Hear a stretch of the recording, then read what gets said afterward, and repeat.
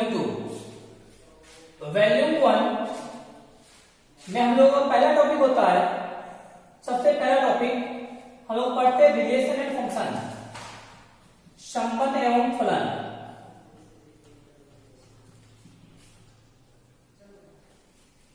Relation and function. उसके बाद just बाद हम लोग पढ़ते हैं इनवर्स, ट्रिग्नोमेट्रिक फंक्शन। इसी के जस्ट बाद मैट्रिक्स,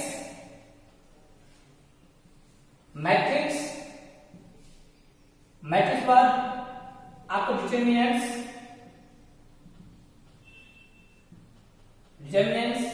फिर डिफरेंशिएशन,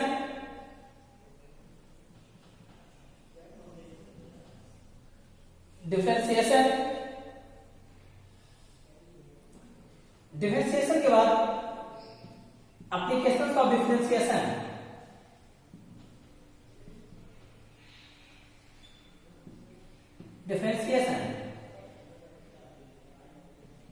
डिफरेंशिएशन। अब बात करते हैं वॉल्यूम 2 में। वॉल्यूम 2 में हम लोग पढ़ते हैं इंटीग्रेशन,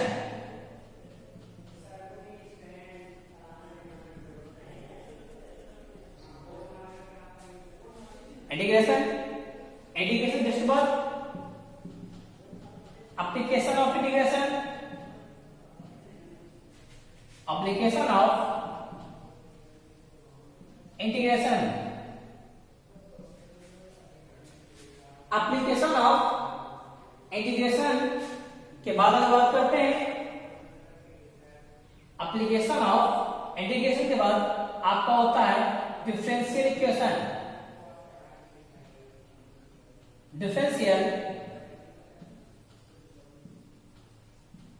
इक्वेशन, इसी के जस्ट बाद हम लोग पढ़ते हैं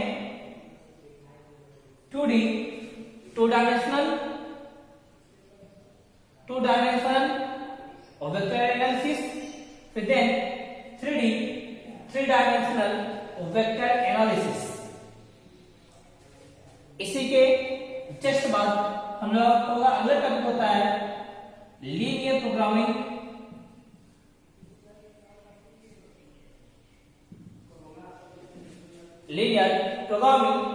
देन प्रोबेबिलिटी।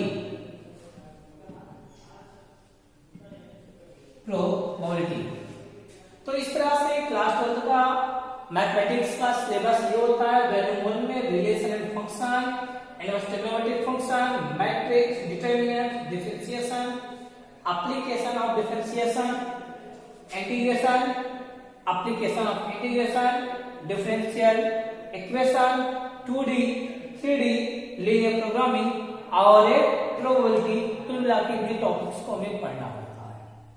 तो वॉल्यूम फर्स्ट आपका 50 मार्क्स का होता है और वॉल्यूम सेकेंड भी आपका 50 मार्क्स का होता है। इस तरह से आपका यह टोटल मैथमेटिक्स 100 नंबर का हो जाता है। और हम यहाँ पर मैथमेटिक्स को स्टार्ट करेंगे, लेकिन मैथमेटिक्स को कुछ छोटे छोटे चैप्टरों से स्टार्टिंग करेंगे, फिर उसके बाद धीरे धीरे करके हम पूरी मैथमेटिक्स टाइमली बता देंगे। पूरी मैथमेटिक्स आपको टाइमली बता दिया जाएगा। तो यहां पर ध्यान देते हैं, तो हम आपकी स्टार्टिंग करेंगे मैट्रिक्स से। Relation and function, inverse trigonometric function, ये सारी चीजें आपको टॉपिक वाइज कंप्लीट कराई जाएगी। पहले की जो टॉपिक होगी आपकी बहुत ही छोटी टॉपिक होगी, पहले उसको बताएंगे और उसके बाद की टॉपिक आपकी रहेगी मैट्रिक्स। तो आपकी स्टार्टिंग होती है मैट्रिक्स से। सवाल हमारी स्टार्टिंग होती है मैट्रिक्स। मैट्रिक्स को हिंदी में कहा जाता है आवयव।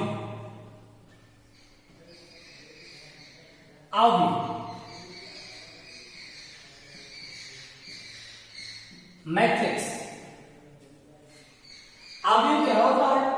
अगर हम लोग यहां पर आवयव के बारे में बात करें कि आखिरकार अवयव होता क्या है? तो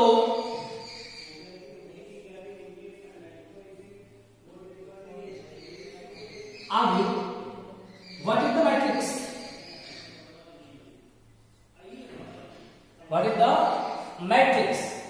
अगर हम लोग अवयव के बारे में बात करें कि आखिरकार अवयव क्या होता है, अगर हम अवयव के बारे में बात करें अवयव क्या होता है, तो अवयव एक तरह से आयताकार सारणी होती है। किनकी होती है? फलनों एवं संख्याओं की। तो यहाँ कहा जा सकता है फलनों एवं संख्याओं की आयताकार सारणी को अवयव कहा जाता है। तो लिख सकते हैं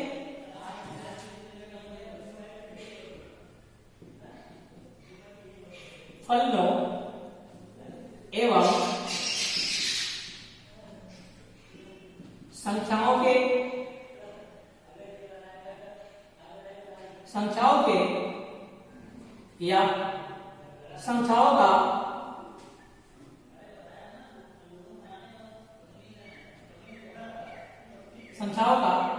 आयताकार सारणी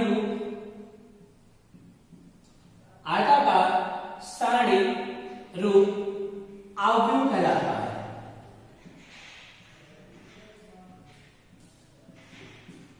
अवयव कहलाता है। अवयव का आयताकार सारणी कैसे होता है, सारणी की बात कर लेते हैं हम लोग। अवयव के आयताकार सारणी को ऐसे बिग ब्रैकेट के जैसा ऐसे बना लेते हैं। इससे इसको रिप्रेजेंट करते हैं। इसको जितने भी अवयव होते हैं अवयव को हमेशा अंग्रेजी वर्णमाला के बड़े अक्षरों से रिप्रेजेंट करते हैं। और इसके बीच का सेक्शन होता है, जैसे हमारे पास एक सारणी है, ध्यान दीजिएगा, जैसे सारणी हो गया A B C D E F G H I, ये हमारे पास कुछ संख्याओं का एक सारणी है। तो इसके दो सेक्शन होते हैं। पहले सेक्शन को रो कहते हैं, ध्यान दीजिएगा। देखिए क्या है, रो है।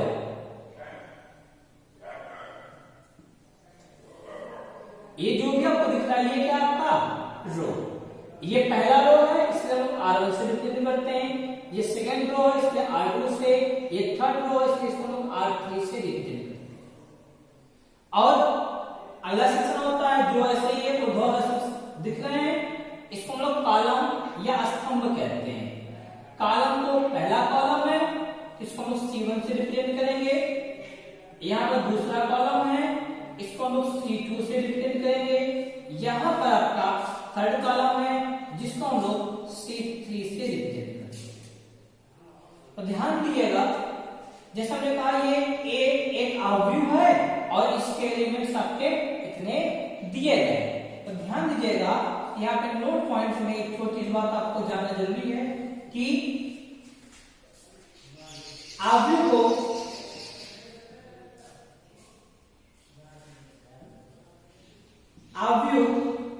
को अंग्रेजी वर्णमाला के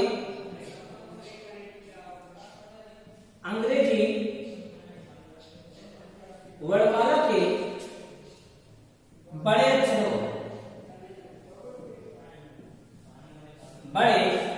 अक्षरों, मतलब जैसे A, B, C, D, W, X, Y, Z से प्रदर्शित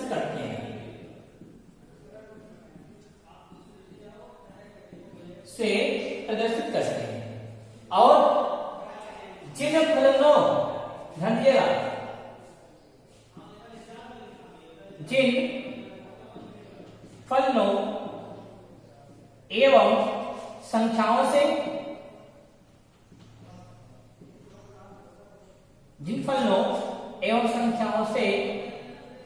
अवयव का निर्माण होता है,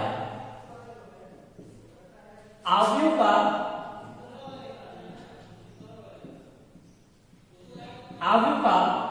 निर्माण होता है, उसे अवयव के अवयव कहलाते हैं। आवयव के अवयव कहलाते हैं। आवयव के अवयव को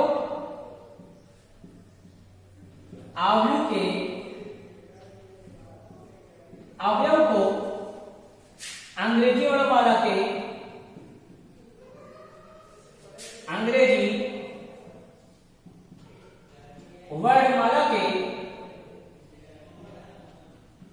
छोटे अक्षरों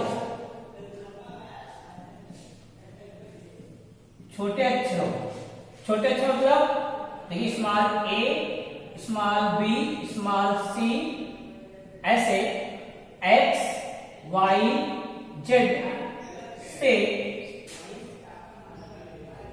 प्रदर्शित किया जाता है।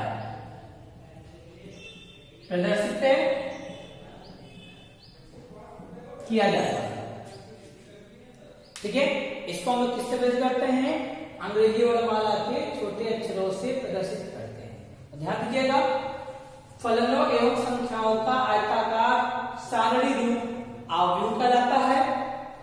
आवयव को अंग्रेजी वर्णमाला के बड़े अक्षरों से प्रदर्शित करते हैं।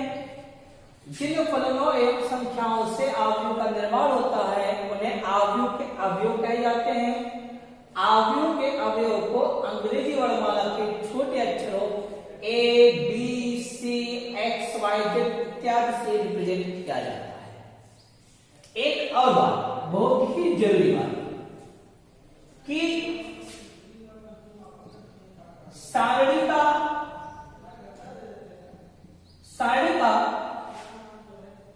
कोई एकल संख्यात्मक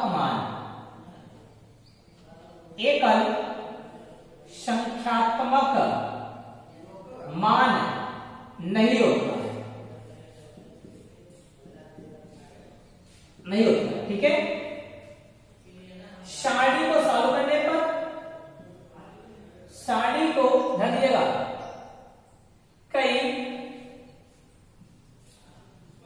कई सारणी के गणितीय संक्रियाएं मतलब जोड़, घटाना, गुणा, भाग, गणितीय संक्रियाएं करने पर हमेशा परिणाम सारणी रूप में ही प्राप्त होता है। सारणी रूप में ही प्राप्त होता है। इस बात का आपको विशेष ध्यान देना है कि इसका कभी भी एकल संख्यात्मक मान नहीं होगा, हमेशा यह आपको सारणी के रूप में ही प्राप्त होगा। अब और भी बातें करते हैं यहाँ पर हम लोग कुछ आगे को समझने के लिए।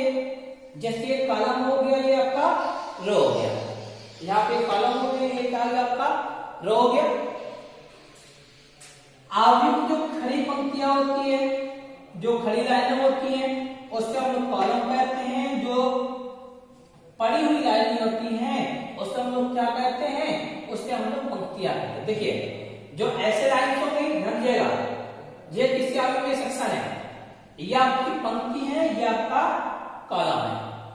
अब यहाँ पे नेक्स्ट बात करते हैं, आवयव को थोड़ा और समझते हैं हम लोग, तो ध्यान दीजिएगा।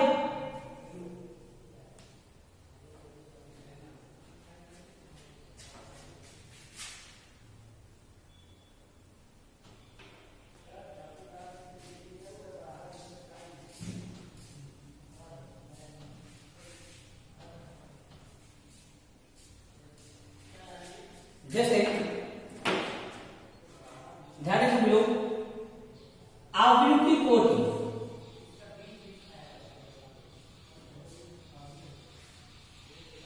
आवयव की कोटि, अगर हम आवयव की कोटि के बारे में बात करें, आवयव की कोटि तो what is the order of matrix? Order of matrix, order of matrix को हमेशा रो, नंबर ऑफ रो, एनआर क्या है? पंक्ति पंक्तियों की संख्या, इनटू नंबर ऑफ कॉलम के रूप में प्रदर्शित करते हैं। ध्यान दीजिएगा, कभी भी हम लोग इसका गुणा नहीं करेंगे। जैसे हमने यहां पर एक क्वेश्चन लिखा, एक अवयव लिखा, एग्जाम्पल ध्यान दीजिएगा, हमने यहां पर एक अवयव लिखा, अवयव लिखा मैंने 1 2 3। आप पूछा गया कि इसका कोटि क्या होगा, का कोटि क्या होगा। तो आप लोग देखिए इसमें कितने रो हैं, पहला रो, दूसरा रो, तीसरा रो। पहला मैंने क्या लिखा, रो लिखा है, तो नंबर ऑफ रो कितने हो गए, 1 2 और 3 हो गए। कॉलम कितना हो गए, पहला कॉलम एक ही कॉलम है इसलिए हो गया यहाँ पर 1। तो number of row into number of column, क्या कहेंगे, इस आउटपुट का कोड क्या है, 3/1। इसी तरह से हम लोग एक अगला एग्जांपल करते हैं जिसे यहाँ लिखा गया है A B C D E F का कोड क्या होगा, हमसे ये पूछा गया। ध्यान दीजिएगा, यहां देखिए ये पहला रो है, ध्यान दीजिएगा पहला रो, दूसरा रो, तो नंबर ऑफ रो कितने हो गए, 2। अब अगली बार कॉलम्स करेंगे, पहला कॉलम, दूसरा कॉलम और तीसरा कॉलम, नंबर ऑफ कॉलम कितने हो गए, 3। तो मतलब इस आवृत्ति की कोटि कितनी हो गई, 2/3 की। इस आवृत्ति की कोटि है आपकी 2/3 और इस आवृत्ति की कोटि है आपकी 3/1। कभी कदार कुछ बुक्स में देखिए, हमने भी जो भी बात बताई है ये इस बात को हमने अपनी तरफ से बताया है।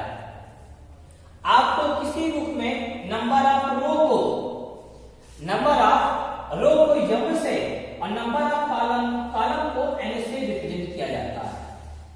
जैसे कभी भी कोई भी आप लिखते हैं उसके नीचे साइड, यहां पर इस साइड में ध्यान दीजिएगा, इस साइड में हम आर्डर को लिखते हैं। जैसे R/C ऐसे लिखते हैं, R/C या इसको m into n भी लिखते हैं। R/C इसका कितना हो गया, 3/1, इसका कितना है, 2/3। इस तरह देखिए, जैसे हमने कभी भी लिखा ये बात,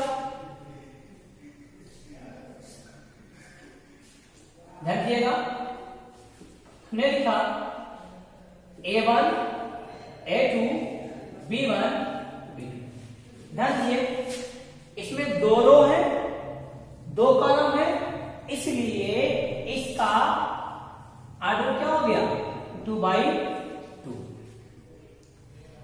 अगर आर्डर को ऐसे लिखते हैं, अगर कभी भी हमसे अवयवों की संख्या पूछा गया, भाई इसमें अवयवों की संख्या कितनी है, जैसे यहां लिखिएगा, यहाँ पर ये संख्या दीजिएगा, ये पहला एग्जाम्पल है, दूसरा एग्जाम्पल है।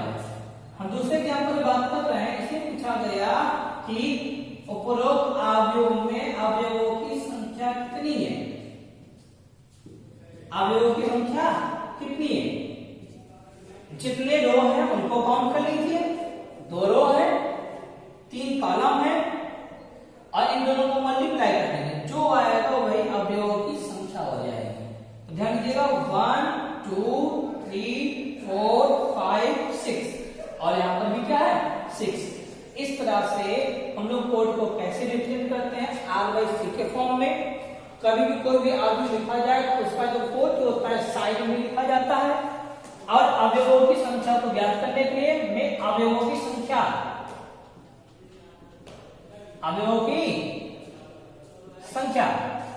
कोड को लिखते समय गुणा नहीं करते हैं, सिर्फ ऐसे लिख देते हैं, लेकिन अवयवों की संख्या को ज्ञात करने के दौरान 2/2 = 4। ठीक है, जैसे कहीं पर भी कोई अवयव लिखा है, ए लिखा है, क्या लिखा है यहाँ पर, ए।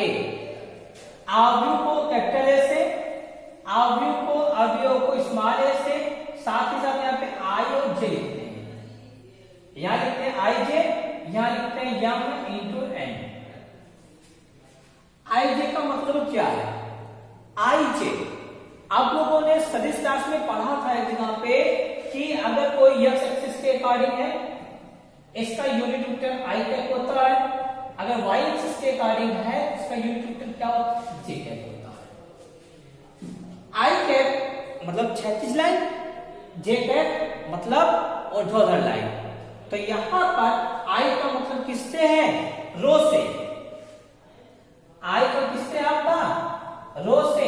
और j का मतलब किससे है? कॉलम से। किससे होगा? कॉलम से। इसी प्रकार m का मतलब किससे होता है? रो से। और n का मतलब किससे होता है? कॉलम से।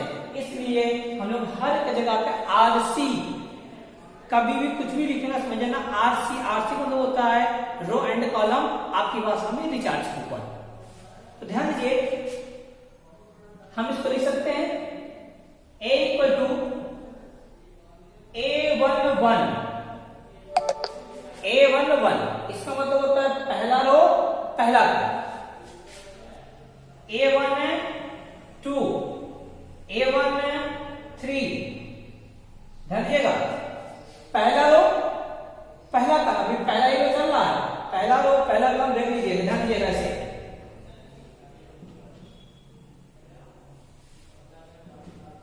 ये आपका R1 है, ये आपका C1 C2, ये आपका C3। देखो 1 1 1 2 1 3। अब एक दूसरा रो है तो पहले रो लिखिए 2, दूसरा रो पहला कॉलम, दूसरा रो दूसरा कॉलम, फिर यहां पर दूसरा रो तीसरा कॉलम। हम लोग किसी भी चीज को इस तरह से रिप्रेजेंट करते हैं। तो जैसे अगर हमें यहाँ पर एक क्वेश्चन दिया गया, क्वेश्चन देखिए आपको, क्यों क्वेश्चन दिया गया है, हमारे पास एक ऑब्जेक्ट है 1 2 3 4 5 6 8 9 10। समझिए कोई ऑब्जेक्ट है, समझिए कोई ऑब्जेक्ट है। आपसे यह पूछा गया कि a11 की वैल्यू क्या होगी? a11 का मतलब क्या है? पहला रो पहला कॉलम पर कौन सा अवयव है? देखो पहला रो ये है, पहला कॉलम ये है, तो ऐसे ध्यान देगा, पहला रो और पहला कॉलम देखो कौन इंटरसेक्ट कर रहा है दूसरे को? 1 1 दोनों तरफ से कॉमन आ रहा है, उसकी वैल्यू क्या हो जाएगी? 1। एक बार समझने के लिए ये है, या फिर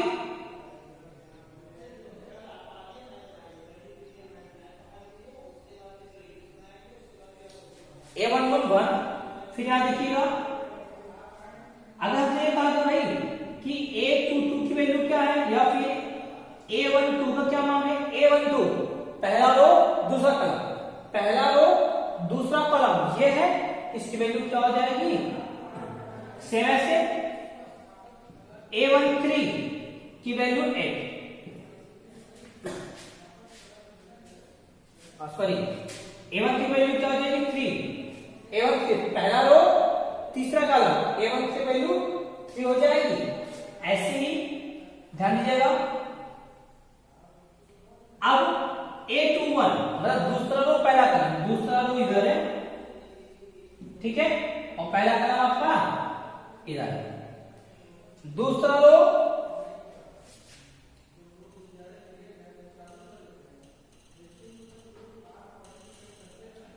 ध्यान दीजिएगा, दूसरा रो ये आपका दूसरा रो पहला कॉलम वैल्यू 4, फिर दूसरा रो दूसरा कॉलम वैल्यू 5, फिर दूसरा रो तीसरा कॉलम वैल्यू 6। सब इसी तरह आपसे ये पूछा जा सकता है, और भी चीजें a13 या a31 third row first column value 8, third row second column value is 9, third row third column value is 10। उम्मीद करता हूं आप लोग बातों को समझ चुके होंगे कि आर्ग्यू को कैसे रिप्रेजेंट करते हैं और अगर किसी भी अक्षर को प्रदर्शित करना हो तो कैसे करेंगे। ओके, आज का टॉपिक, आज का लेक्चर हम यहीं पर समाप्त करते हैं। Thank you.